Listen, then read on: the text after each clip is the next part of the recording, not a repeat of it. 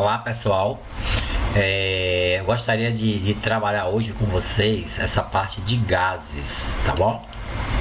Então, a parte de gases, ela é importante porque a gente tem também substâncias nessa forma, nesse formato aí, tá? Não só líquido como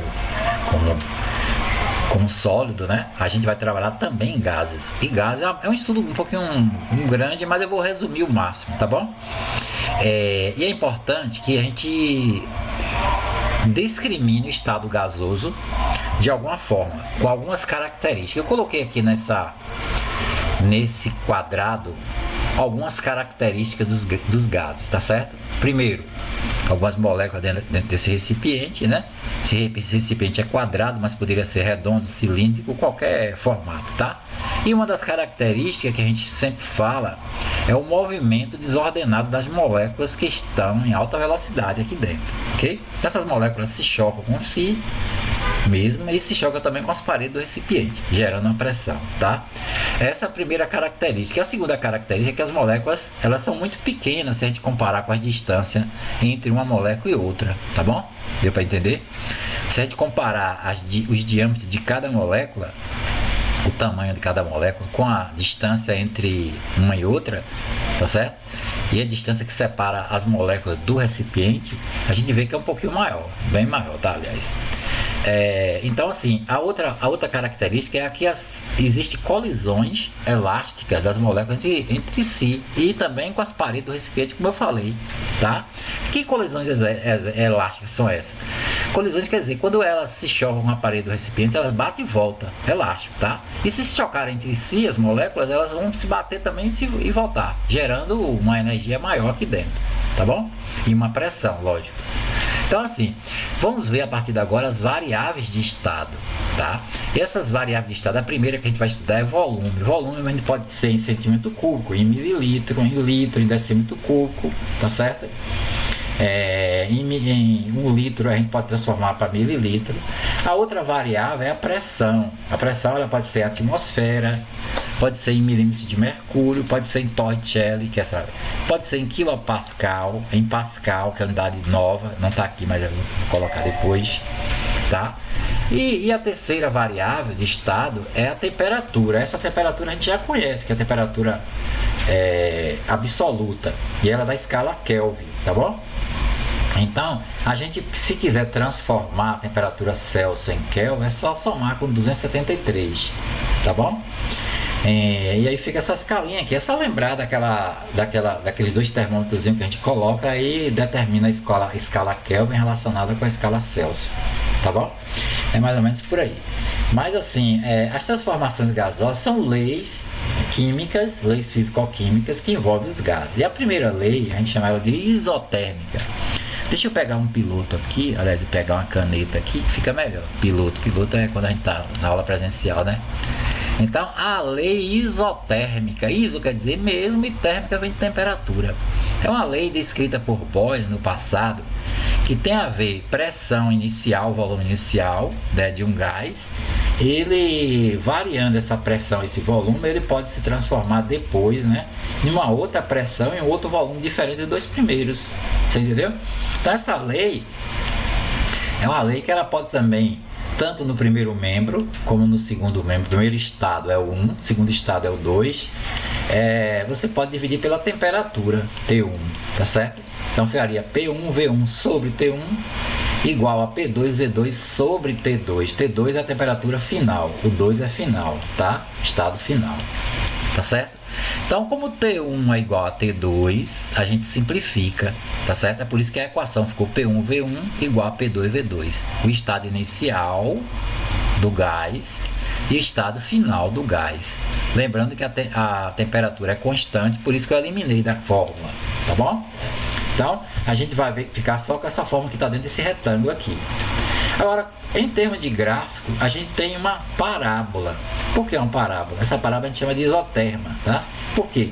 Desse lado do eixo do Y eu botei pressão, desse lado volume. E a gente observa o seguinte, cada vez que a pressão é menor, o volume é maior. Ó, o volume é maior.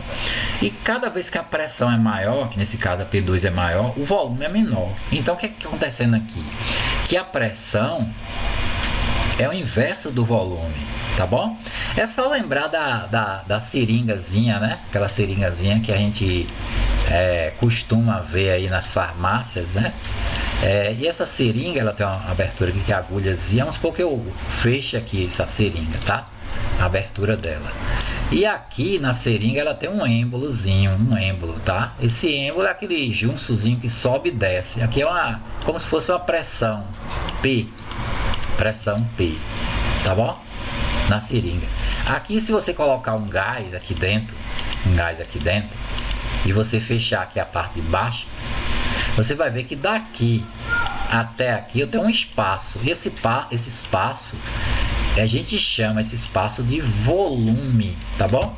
Então, o que é que acontece aqui na seringa? É quando você aumenta a pressão, ó, o volume diminui. Então, eu posso dizer que a pressão é o inverso do volume, é 1 sobre V. Em outras palavras, cada vez que a pressão aumenta, aqui o êmbolo desce, o volume vai diminuindo e vice-versa, né? Se você aliviar a pressão, aí o volume, a ideia do êmbolo, ou melhor, a tendência do êmbolo é subir e o volume aumenta. Percebeu? Então é importante isso. Aqui acontece com a lei isotérmica, tá bom? E a segunda lei que a gente vai trabalhar é isobárica. Iso quer dizer mesmo e bárico vem de pressão, lembrar de barômetro, medidor de pressão, tá certo? E é importante que essa lei foi trabalhada por um cidadão chamado Gay-Lussac, tá? Gay-Lussac. Então a lei isobárica é que a pressão é que é constante, beleza? Pressão, né? Lembrar que a lei isotérmica, a temperatura T foi constante, tá bom? E aí fica essa fórmula. Por que fica essa fórmula? Porque da mesma maneira que a gente tem pressão multiplicado pelo volume, P1 vezes V1, tem o V2 também multiplicado por P2, porque P1 é pressão inicial, tá? E P2 é pressão final. Como P1 é igual a P2, a gente simplifica, como as pressões são iguais, né? A lei é isobárica, fica V1 sobre T1, V2 sobre T2, ok?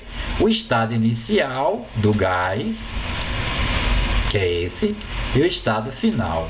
E lembrar que esta equação, diferente da primeira, né? Esta equação, ela é uma reta, equação de uma reta. E volume e temperatura são grandezas dessa forma. Se você pegar o volume e dividir pela temperatura, vai ser constante, tá bom? VT, tá bom? Bom, e é importante vocês perceberem que o volume dividido pela temperatura no primeiro estado é igual ao volume e a temperatura no segundo estado. E a gente vai ver o exercício logo depois, tá? Veja bem. Agora a gente tem aqui a lei isocórica. A lei isocórica é o volume que é constante. Isocórica pode ser isovolumétrica também, tá? Alguns livros colocam assim. E aí você pode botar aqui V1 multiplicar por P1 e aqui P2 multiplicado por V2, tá bom? Lembrar que se a lei é isocórica ou isovolumétrica, o volume é constante, você simplifica o V com V, tá bom? Simplificando o V com V, a equação fica P1 sobre T1, P2 sobre T2, quer dizer, estado inicial, tá certo? P1 sobre T1, estado final, P2 sobre T2, tá certo? Aqui é assim, você tem a pressão desse lado, do eixo do Y e do eixo do X, a temperatura. Observe que aqui, ó, PT, PT, certo? P1, P1, T1, P2, T2. E isso dá uma reta também. Essa reta a gente chama de isocórica. Quando aqui, a outra reta, quando a pressão é constante, a gente chama de isobárica. E a parábola que a gente colocou aqui chama-se isoterma. Isotérmica ou isoterma, tanto faz, tá bom? Vamos lá. Então, é importante que o resumo disso aqui é que toda transformação de uma certa massa de gás, ela mantém a relação estado inicial e estado final. Sempre é o estado inicial sendo igualado ao estado final, tá bom? É isso que acontece. E sendo assim, a gente tem P1 sobre V1, P1 vezes V1 sobre T1, igual a P2 V2 vezes, ou lá, P2 vezes V2 sobre T2. Então, P1 V1 sobre T1, ó, a equação, ó. Essa equação, a gente pode chamar ela equação geral, tá certo? Ou lei geral. Essa aqui é a lei geral. Lei geral, tá certo? Já que nós vimos três leis, lei de Boyle, tá? A lei de Gay-Lussac e a lei de Charles, tá certo? Essa lei, ela é lei geral, tá bom? Ó, porque ela engloba as 3 leis, tá bom? Então, é bom perceber que quando a gente trabalha com gás, a temperatura tem que ser em Kelvin, gente. Só chamar atenção aí. Vamos lá. Vamos supor que você tem aqui uma amostra de gás encontrada num recipiente fechado e indeformável. Percebeu aí que indeformável? Isso a temperatura menos 73 graus e esse 60 kPa, unidade de pressão, hein, gente? Unidade de pressão, quilopascal, tá? Aqui está embaixo que 1 atm é 760 milímetros de mercúrio, que é igual a 101,3 kPa. Mas nem precisa você transformar, que ele quer que você calcule a nova pressão em quilopascal. Aí nem precisa você transformar, porque já dá aqui em quilopascal, tá? Mas eu queria chamar a atenção de vocês o seguinte, essa palavra aqui, indeformável, é importante. Significa dizer que o volume é constante. Se o volume é constante, lembre-se que o volume é constante, a gente usa a lei isotérmica, que é P1 vezes V1, ou melhor, isocórica, né? P1 sobre T1 igual a P2 sobre T2, se o volume é constante. Aqui, ó. Ok? Então, a gente usando a lei isocórica, a gente tem P1 sobre T1 igual a P2 sobre T2. Aqui é T1, né? Aqui é P2, aqui é T2, né? P2, certo? Aqui é 1 e aqui é 2, P2 aqui. Então essa lei é chamada lei isocórica ou lei isovolumétrica, tá? O volume é constante, porque ele é indeformável o volume, né, do recipiente, tá? Aí, substituindo aqui P1 sendo 60, vamos substituir logo aqui 60, ó, 60. Por T1, quem é T1? É menos 73, mas lembre que se você tiver graus Celsius e você quer transformar para Kelvin, tá certo? É só você somar com 273, tá? Então se eu tenho graus Kelvin, ó, eu quero obter essa temperatura em graus. Eu tenho um grau Celsius, quero obter essa temperatura em graus Kelvin, é só somar com 273. Então, se eu somar 73 algebricamente com 273, vai dar 200, tá? Então, 200. T1 é 200, vai ficar 73, né? Negativo, ó, menos, com mais 273, certo? Que vai ficar 200. E é essa temperatura que a gente vai usar ali. 200 o que, professor? Kelvin, né? Que a gente já transformou em Kelvin, tá? É essa que a gente vai usar aqui, ó, 60 sobre 200, né? E a pressão, substituindo P2, eu quero a pressão, né? Quero a pressão, repare que ele calcula a nova pressão, ele fala isso. E o T2, professor, ele deu aqui, ó, T2 77. Você usa a mesma fórmula. Se você observar, 77 mais 273 vai dar quanto? Vai dar 350, né? 350 pela fórmula, né? Ó, Kelvin. Então, T1 é 200 e T2 é 350. Por que 350? Porque é 77 com 273 e vai dar 350, tá bom? Então, aqui é 350. Se a gente fizer essas continhas aí, é bem fácil. A gente pode simplificar esse zero com esse zero, sim ou não?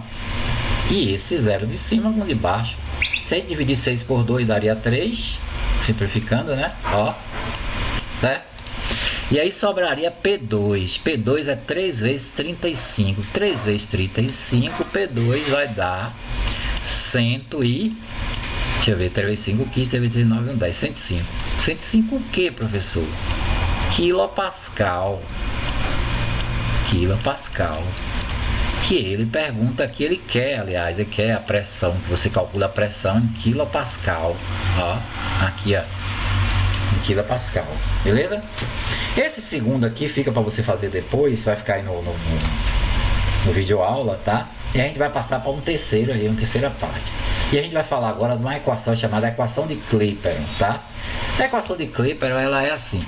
Quando você tem variáveis de estado, as 3 variáveis, pressão, volume e temperatura, tá? de um gás, quando você faz isso, isso aqui é constante, PVT é constante, sempre constante. Se você tiver 1 mol de gás, vai ser isso aqui constante, esse valor aqui é constante. Por que isso aqui aparece 0,082? Porque a pressão é 1, o volume é 22,4, tá certo? Porque se você tiver 1 mol de gás na CNTP, tá certo? É a temperatura 273, pressão 1, volume 22,4 dividido por 273, que daria 0,082. Repara que isso aqui é constante. Isso aqui, ó, certo? É constante. Se você tiver 2 mol de gás, vai ser 2 vezes essa constante. Se você tiver 3 mol de gás, 3 vezes essa constante, 4 vezes 4 vezes essa constante. Se você tiver N vezes, vai ser N vezes essa constante. Beleza? Esse N, é bom a gente lembrar que esse N é número de mol, N moles, tá vendo? Esse N é você dividir a massa em gramas pela massa molar ou massa molecular, beleza? Do gás. Então grave essa forma, é importante essa forma, viu? Vai te ajudar bastante. O que é M? Massa em grama. O que é N? Número de mol, tantos mols. O que é MM? Massa molar, é dado em grama por mol, beleza? Então grave isso aí. Então se a gente tiver essa equação, essa igualdade aqui, ó, a gente multiplica esse T por isso aqui. E aí a equação fica PV igual a N 0,082, que é constante, né? Daqui a pouco eu digo a você que constante é essa, tá? E aí a gente multiplica isso por T, tá certo? E lembrando que isso aqui 0,082 é uma constante que a gente chama ela de R, constante universal dos gases, certo? E a equação fica PV igual a nRT, beleza? Mais ou menos assim, PV igual a nRT, onde P é a pressão, né? V é volume, N é quantidade de mol do gás, o R é a constante universal dos gases, como eu falei a vocês, tem esse valor aí de 0,082, se a pressão tiver em ATM. Se a pressão tiver em milímetros de mercúrio, tem um valor maior que é 62,3, esse R, tá? E a temperatura é a temperatura dada, tá bom? Beleza. Então assim, a gente vai ver agora o valor da constante universal, como eu acabei de falar. Se a temperatura foi em ATM, ou melhor, a pressão foi em ATM, ó, a gente tem esse valor, 0,082. Percebeu?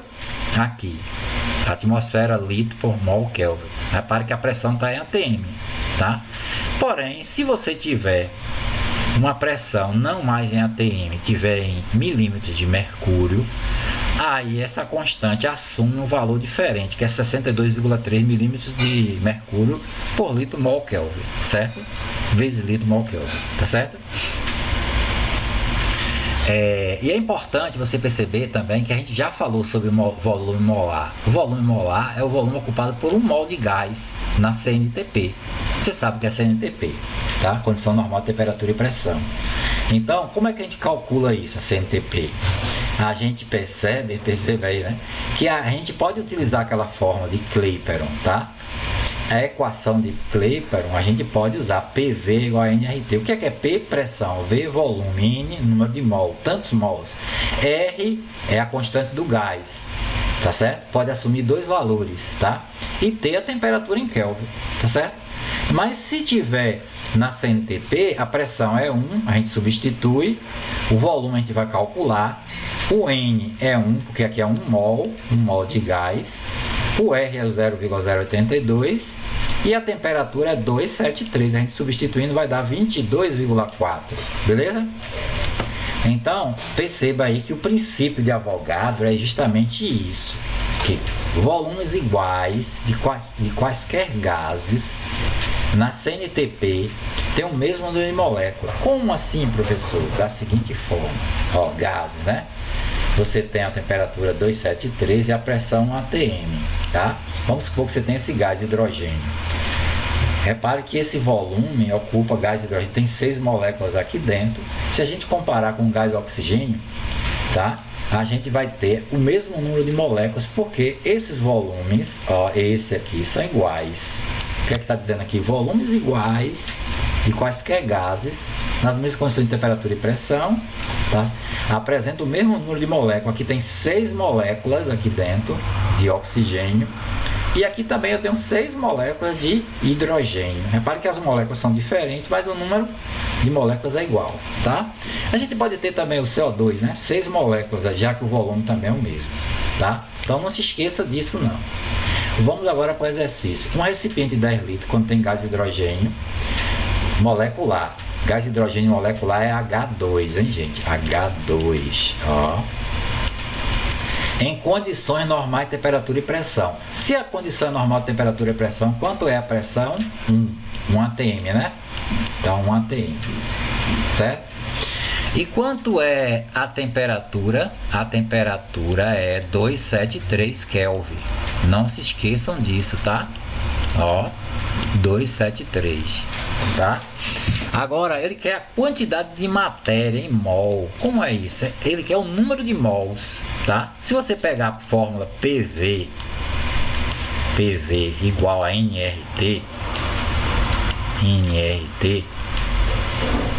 a gente pode calcular esse N que ele quer, tá? Esse N aqui, ó, ele quer isso, tá? Então, a gente tirando o valor de N aqui, a gente tem pressão e volume lá no numerador, né? Pressão e volume, ó. PV. E a gente aqui tem embaixo RT. Você entendeu? RT. Certo? Agora, prosseguindo, a gente tem N igual. Pressão é 1, substituindo, né? Ó, 1. Tá certo? O volume, se você observar, ele deu 10 litros, tá bom? Ó, 10. Então vai ser 1 vezes 10 no numerador, né?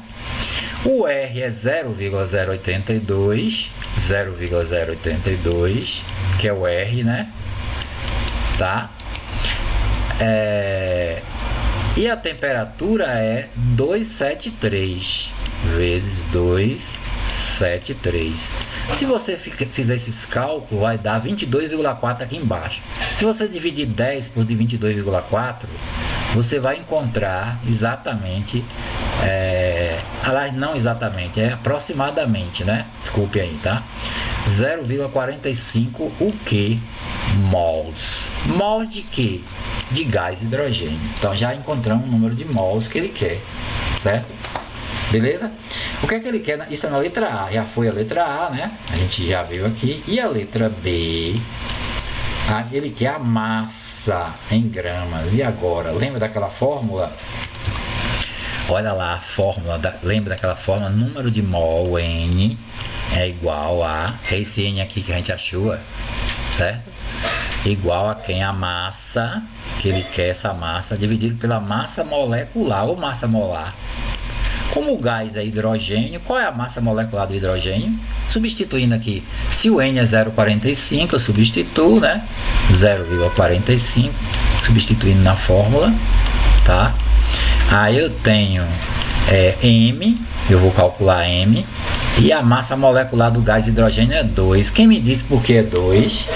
Porque cada hidrogênio é 1, os dois vai dar 2, a massa molecular, não é isso? Se eu multiplicar 0,45 por 2, eu tenho uma massa de quanto? Quantos gramas? Diga aí. Quantos gramas? 0,90, né?